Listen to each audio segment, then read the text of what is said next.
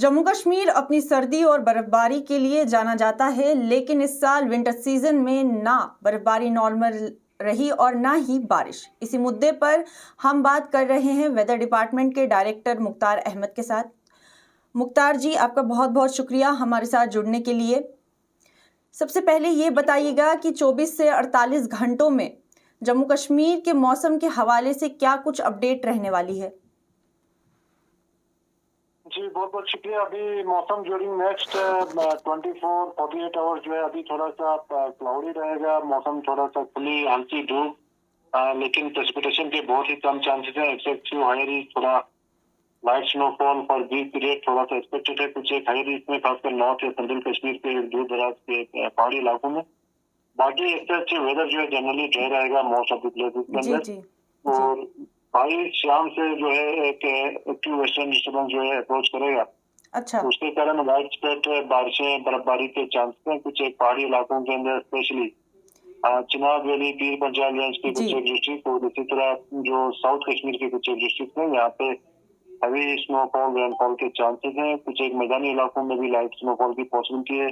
जम्मू के मैदानी इलाकों में लगभग दरमियाने दर्जे की बारिशें और थंडरस्टॉर्म गस्टी विंड्स की भी पॉसिबिलिटी है कुछ एक डिस्ट्रिक्ट के अंदर। ओवरऑल जो है इंक्रीमेंट वेदर लगभग 22 नाइट से 23 लेट नाइट 24 मॉर्निंग 4 नून तक रहेगा। फिर उसके बाद एक और स्पेल है जो थोड़ा मॉडरेट इंटेंसिटी का WD जो अप्रोच करेगा 26 शाम से। जी जी। तो 26-27 अलबत्ता देर रात तक जो है ये एक्टिविटी रहेगा। तो इस बीच भी जो है हल्की बारिशें कुछ एक जगहों पे दरमियान दर्जे की बारिशें, लाइट स्नोफॉल कुछ एक जगहों पे मॉडरेट स्नोफॉल और कुछ एक पहाड़ी इलाकों में थोड़ा मॉडरेट टू हैवी स्नोफॉल की भी पॉसिबिलिटी है। तो उसके बाद 28 खासकर 4 नून से मौसम में बेहतरी आएगी। फिर एंडिंग जनवरी तक जो है वेदर अमूमन ठीक रह सकता है। जी अच्छा, ये भी आप बताते चले कि जैसा चिल्ले कलान में जो अपनी सख्त सर्दियों के लिए जाना जाता था, लेकिन पिछले 2 सालों से ऐसा देखा जा रहा है कि ना ठीक से बर्फबारी हो रही है और ना ही जमकर बारिश हो रही है। तो इस पे क्या कुछ आप कहेंगे, क्या वजह रहेगी? लास्ट सिंस 2018 जी बहुत सारे मेजोरिटी ऑफ द विंटर जो है लगभग ड्राई ही रहे, बारिशें डेफिसिट रही, बर्फबारी डेफिसिट रहा जी। एक्सेप्ट द विंटर ऑफ 2019-20 इसमें थोड़ा अबो नॉर्मल प्रेसिपिटेशन रहा। तो आपको जब भी बारिशें बर्फबारी होती है तो इसके लिए कोई स्ट्रॉन्ग वेस्टर्न डिस्टर्बेंस जो है होना पड़ता है और उसके साथ साथ उस वेस्टर्न डिस्टर्बेंस के अंदर काफी ज्यादा नमी चाहिए, मॉइस्चर चाहिए, जिसके कारण बारिशें बर्फबारी होती है। तो ऐसे सिस्टम जो है काफी एब्सेंट रहा खासकर विंटर्स के पीरियड में ड्यूरिंग दीज ईयर्स, और इस साल भी जो है वैसा ही सिचुएशन रहा। इसमें काफी जो ग्लोबल सर्कुलेशन से विंड पैटर्न है इसका शिफ्ट हुआ है, क्लाइमेट चेंज का भी थोड़ा सा असर रहा है।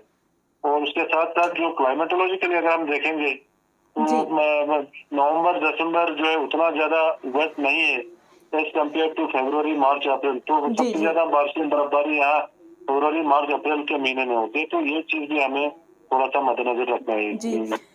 मुख्तार जी, क्लाइमेट में जो बड़ी तब्दीलियां देखने को मिल रही हैं, जैसे सर्दी में सर्दी ना पड़ना, बर्फ ना पड़ना, बारिशों के मौसम में बारिश ना पड़ना, या तो इस कदर पड़ना कि फ्लड जैसे हालात बन जाए, शदीद किस्म की गर्मी जम्मू कश्मीर के अंदर पड़ना, खास के कश्मीर के अंदर पड़ना, तो आप इस बदलाव को कैसे देखते हैं? देखो, ओवर द ईयर आपका जो एक्सट्रीम वेदर इवेंट्स हैं ये काफी ज्यादा इनका फ्रीक्वेंसी बढ़ चुका है। तो जिसमें आपका कोई भी वेदर पैटर्न का एक्सट्रीम्स होता है, जिसमें सीवियर कोल्ड भी है, सीवियर हॉट भी है, या हीट वेव लाइक कंडीशंस हैं, या आपका ड्राउट लाइक सिचुएशन है, फ्लड लाइक सिचुएशन है। तो इस टाइप के सिचुएशंस ओवर द ईयर बढ़े हैं in the context of climate change in global warming. तो कमिंग डेज में ये चीजें और आपके इनका फ्रीक्वेंसी और बढ़ने के चांसेस हैं क्लाइमेट चेंज के कंटेक्स्ट में या सिनेरियो में। तो हमें इन चीजों को आप अडॉप्ट करना है अपने डेली लाइफ में या रूटीन जो है हमारा, तो इन चीजों को हमें फिर अडॉप्ट करना ही पड़ेगा।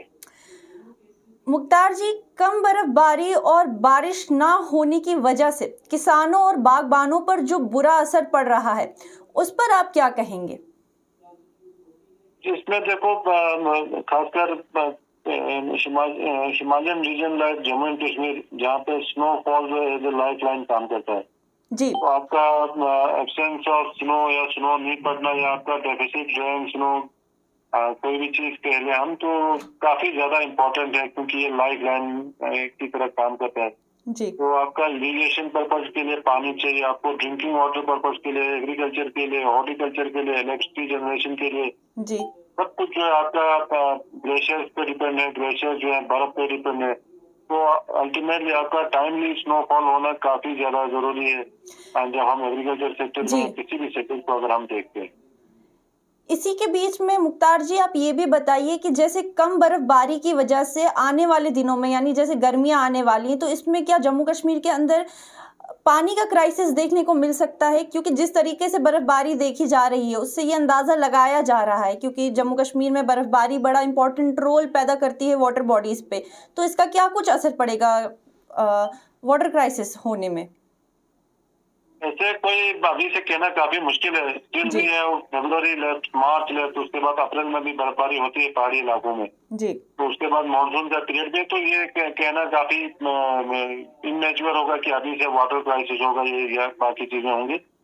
लेकिन उसके बगैर गर्मियां जो है बढ़ रही हैं, तो इस गर्मी के कंटेक्स्ट में अपने ग्लेशियर्स वगैरह जो है बहुत रैपिडली मेल्ट हो रहे हैं। जी तो टाइमली स्नो होना, टाइमली बर्फबारी होना, day to in peak winters, ये अपने आप में काफी ज्यादा इम्पोर्टेंट या अपना इम्पोर्टेंस रखता है।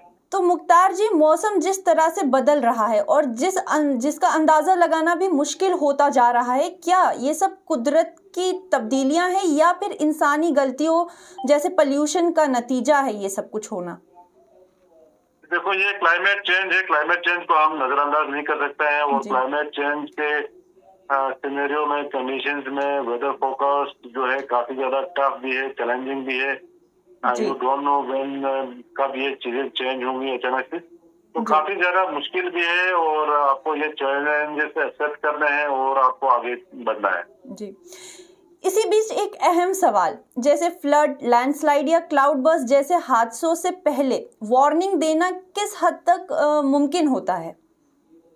एटलीस्ट आपको कम से कम 48 आवर्स, 72 आवर्स, कम से कम जब आपका वेल डिफाइंड सिस्टम हो उसमें तो 4 दिन 5 दिन पहले भी पता चलता है। जी तो ये जो अपकमिंग WDs है, जो अभी 22nd 23rd को आ रहा है, या इसी तरह 26-27 के आसपास आ रहा है, जी तो वेल इन टाइम आपको ऑलमोस्ट एक हफ्ता से पहले ये सोशल मीडिया में, डिफरेंट न्यूज पेपर्स में, न्यूज चैनल्स में आप देख रहे हो कि यहाँ बर्फबारी होगी, वर्षफल होगा, तो एक हफ्ता पहले भी अंदाजा लगाया जा सकता है, स्पेशली जब आपका वेल डिफाइंड कोई सिस्टम होता है। इसी बीच मुख्तार जी, एक और अहम सवाल, जैसे आज मोबाइल ऐप्स और सोशल मीडिया का जो दौर चल रहा है, इसमें अफवाहें बहुत तेजी से फैलती हैं। ऐसे में गलत वेदर इंफॉर्मेशन से डिपार्टमेंट कैसे डील करता है? देखो, सोशल मीडिया में कौन क्या बोलता है उसके लिए तो हम कुछ कर नहीं सकते, क्योंकि it is a large platform. अब किसी को कोई कंफर्मेशन करना है, या आपको ऐसे र्यूमर्स से या बाकी चीजों से बचना है, या आपको कोई कंफर्म्ड वेदर फोरकास्ट चाहिए, तो आप हमारे वेबसाइट पे चेक कर सकते हैं, mausam.imd.gov.in/Srinagar, या आपका पास जो हमारे ऑफिशियल व्हाट्सएप ग्रुप्स हैं या थ्रू मीडिया आप पता कर सकते हो। और उसके बगैर हमारा ट्विटर पे पेज है, फेसबुक पे पेज है, इन चीजों में भी हम एवरीडे फोरकास्ट वगैरह, वेदर पैरामीटर्स ये डालते रहते हैं। तो इन चीजों को आप जो है प्रॉपरली फॉलो कर सकते हो, या आप लैंडलाइन पे भी आप फोन कर सकते हो। इस वक्त पहाड़ी इलाकों के लोगों के लिए क्या एडवाइजरी रहेगी? बिल्कुल एहतियात करें। अभी लैंडस्लाइड के भी चांसेस हैं, एवलांच के भी चांसेस हैं। बहुत सारे जो मल्टीपल वेदर डिजास्टर्स हैं, खासकर स्लिपरी कंडीशंस हैं, आपके एवलांच के खतरात हैं, लैंडस्लाइड के खतरात हैं, मडस्लाइड के चांसेस हैं। तो ओवरऑल नॉट ओनली जो पहाड़ी इलाकों के लोग हैं, बाकी जो ट्रैवल कर रहे हैं, general public, travellers, tourist, transporters, सबके लिए यही एडवाइजरी है। आखिर में मौसम और क्लाइमेट चेंज को लेकर आवाम के लिए आपका सबसे बड़ा पैगाम क्या है? जी, अभी एडवाइजरी जब भी ऐसे एडवर्स वेदर का फोकस आता है, तो उन एडवाइजरीज पे जो है आप थोड़ा सा सोच विचार करें। अपना ट्रैवल प्लान हो या डे टू डे लाइफ का कोई भी काम हो, तो उन चीजों को जो है प्लान कर सकते हैं अकॉर्डिंगली वेदर वाइज। जी जी, चलिए, बहुत बहुत शुक्रिया। ये थे हमारे साथ director of Met Mukhtar Ahmad, जिनसे हमने आने वाले दिनों के मौसम और क्लाइमेट चेंज पर बात की। आप इस बदलते मौसम को कैसे देखते हैं? हमें कमेंट सेक्शन में अपनी राय जरूर बताएं।